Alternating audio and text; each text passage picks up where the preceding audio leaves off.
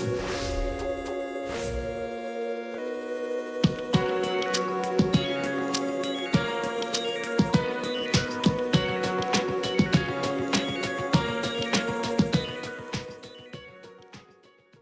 are components of good internal control?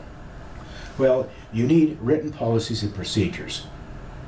Employees need to have a policy and procedures manual that they can read that tells them exactly what the company policy is on how they should carry out their jobs and what's acceptable behavior and what's not acceptable behavior. Each transaction needs to have an individual who is authorized to perform that transaction and is given the responsibility to carry it out. This also may involve approval of a superior. So individuals should not be performing tasks for which they're not authorized. Documentation. You need good documentation for each financial transaction that's recorded. If a check is issued, you need to have documentation to support that issuance. If an item is received from a vendor, you need to have documentation before you pay that. You need to send out documentation to your customers, telling them how much they owe you for a particular transaction. Reconciliations. We learned about reconciling bank accounts and how important they are, but there are other accounts that need to be reconciled. For example, we need to reconcile the detail of our accounts receivable to the total of accounts receivable in our general ledger. The same with accounts payable.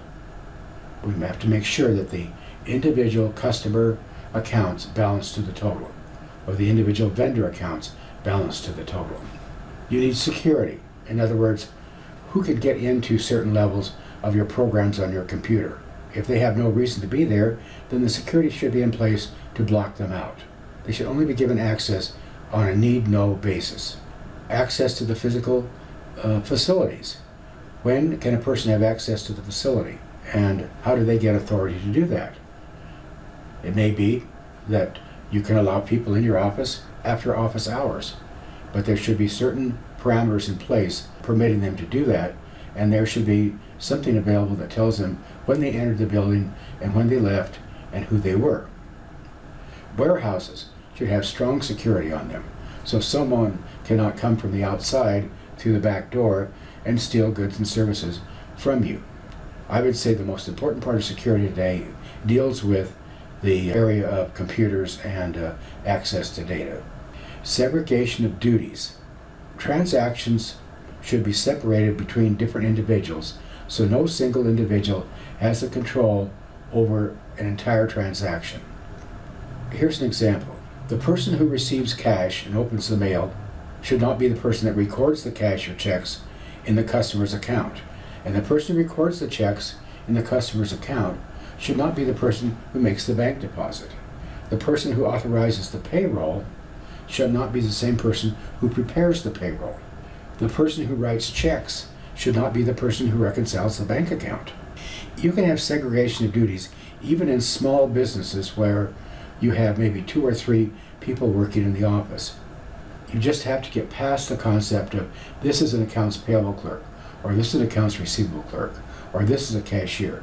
You need to separate those duties out among the 3 people in the office. So they may do something on receivables, something on handling cash, something on handling payroll, something on handling vendor accounts.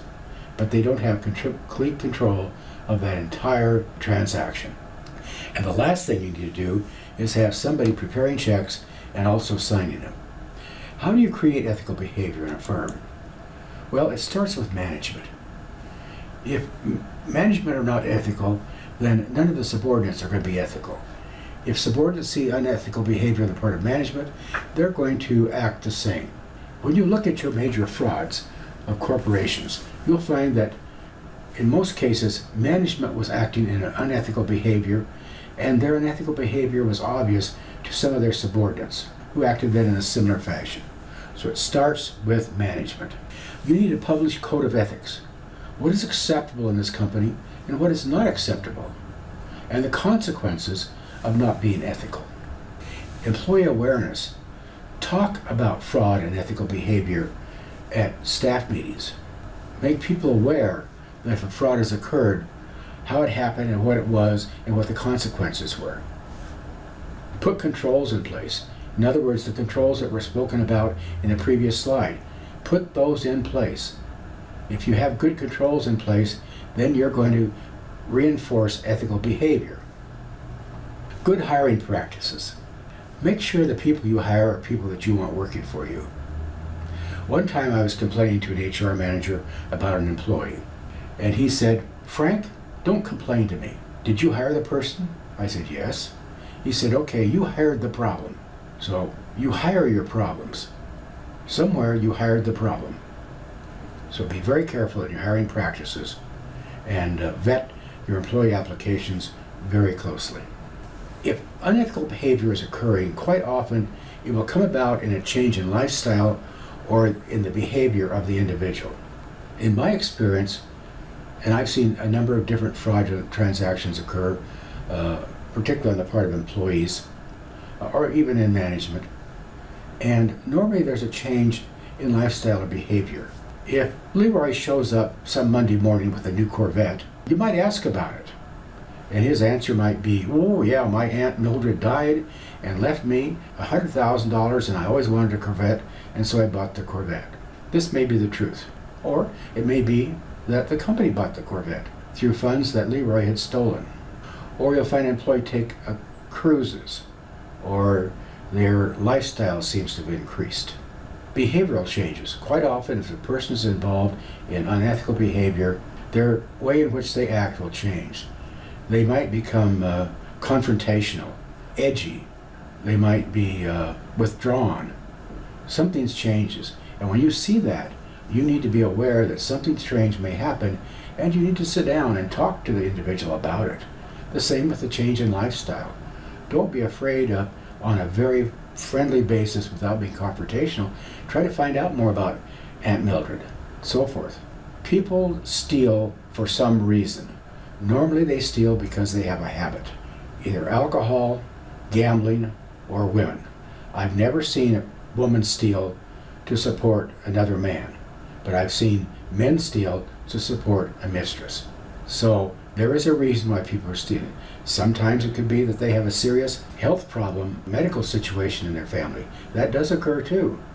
But you need to be aware of it. In other words, sit people down and learn about your individual employees. So watch for a change in lifestyle, watch for a big change in behavior.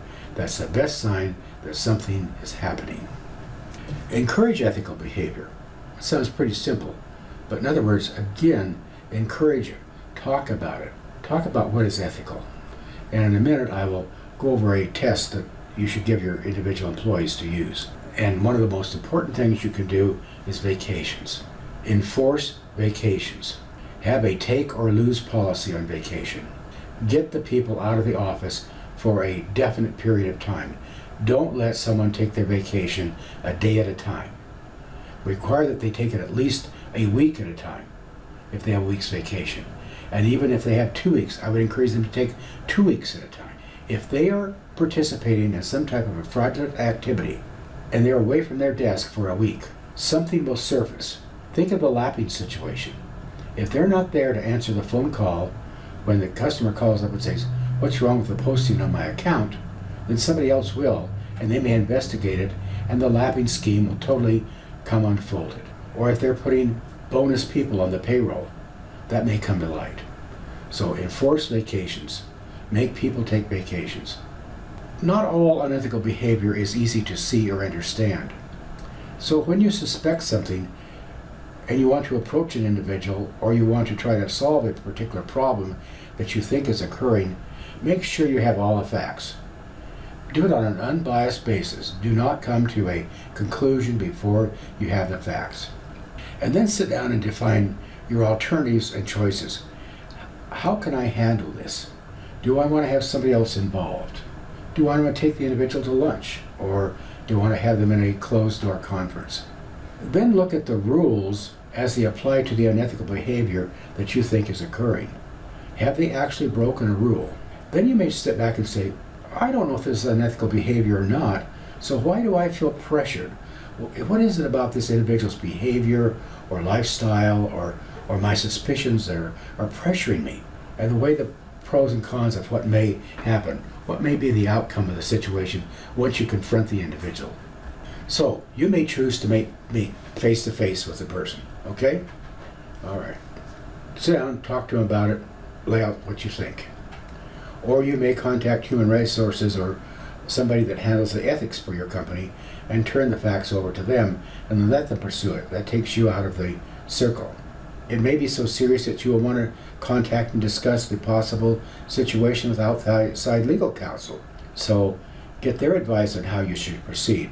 So you don't put yourself in a jeopardy of where you possibly will end up being sued by the employee themselves. Or you may just do nothing. You may come to the conclusion, hey, this is all smoke and mirrors in my mind. I like the Texas Instruments ethics question. This is something that when you're looking at making a decision or taking some action, you should sit down and run through. And I would post this, I would give this to individuals, your subordinates, and say, you know, sometimes we have a question as to what we're doing is ethical, or what somebody else is asking us to do ethical. If you're concerned, just sit down and run through this little mental exercise. What is the legal action? Is it really legal? Does it comply with my values? It may be legal, but it may go against my values. I may not feel good about making this decision. In other words, will I feel bad? Would I want my family to know that I'm making this decision? How would I look in their eyes? How would they judge me if they knew I was making this decision? How would it look in the newspapers? Would I want this action to appear on Monday morning in the newspaper, that this occurred, that I'm being accused of doing something that may or may not be legal? If it's in the newspapers, your name's going to be out there, whether you are guilty or not. If it's wrong, just don't do it. That's an easy solution. Don't do it. This may cost you your job in the long run, but you have to say, would I rather be looking for a new job and still have my personal values and live with myself? This is a tough decision, and this faces it many, many times in our career. You'll be pressured to do something you know is wrong. You're going to suffer in the long run. You have to make the decision. You may even want to ask somebody, your manager or a peer or somebody else, what does this look like to you? Does it look like it's legal or is it ethical? And what would you think? How would you judge this if I took this action? Very good little list. The last thing I want to talk about is the Sarbanes-Oxley Act. I have asked you in your homework to write a paper on one of 4 or 5 different large corporate frauds that occurred in the early 2000s, 2002, 2003. These frauds resulted in massive financial losses to individuals. Managers went to jail. Some people didn't go to jail that probably should have. Congress, investors became concerned about what was going on with management and the independent auditors. In other words, why were auditors giving clean opinions and then we find that the earnings have to be restated at some future date or the company becomes insolvent? So Sarbanes-Oxley put in place a provision passed by Congress that independent auditors had to certify that they had examined and looked at the adequacy of the internal controls. It's a separate certification, which means they have to go in and audit those controls and say, okay, you do have good internal controls or you don't. Management then also has to certify that there's no misstatement in the financial information. Now in the past, and in many of the cases you're going to look at, management took the fall because some subordinate pointed at them and said, that individual told me to do this. My boss told me to do this. Now, many managers in companies are asking each one of their subordinates to also sign off that they don't know of any fraud or misstatement. So there no longer can be any finger pointing. So I can no longer say, oh, my boss told me to do it, because I signed a statement that said, I know of no misstatement. I know of no fraud. Another provision is the rotation of audit partners. Audit partners got real chummy with their chief financial officer or controller. A good example was Enron. And they got a position where they lost their good judgment, either because they were too close to the audit of the firm or they were concerned about losing the audit for financial purposes or something else. So now it's required that the audit partner be rotated on a 5-year basis. I almost think this is too long. I would like to see rotation be on a 2-year basis. It's interesting to note that back to the 1920s, General Motors Corporation always required their auditors to rotate partners on at least a 5-year basis. Askin Sells was their audit firm, now known as Deloitte, and they were rotating audit partners back in the 20s. There's a very strong whistleblower protection. So if you are a subordinate and you blow a whistle, you are protected by a federal law that you cannot be discharged, you cannot have management come and retaliate against you in any way for what you did. Now, if you're going to blow a whistle, you better be pretty sure that you know what you're talking about. But if you are positive, then you now know that you're protected. And you also see in these cases that I've assigned out where we had some whistleblowers that took some pretty hard falls because they did the right thing. Now, Sarbanes-Oxley applies only to publicly traded companies. So if it's a private company, Sarbanes-Oxley does not apply. However, I know of many private companies where they have implemented the provisions of Sarbanes-Oxley just to show that they are trying to do the right thing, that they want to make sure there's no fraud occurring in their company.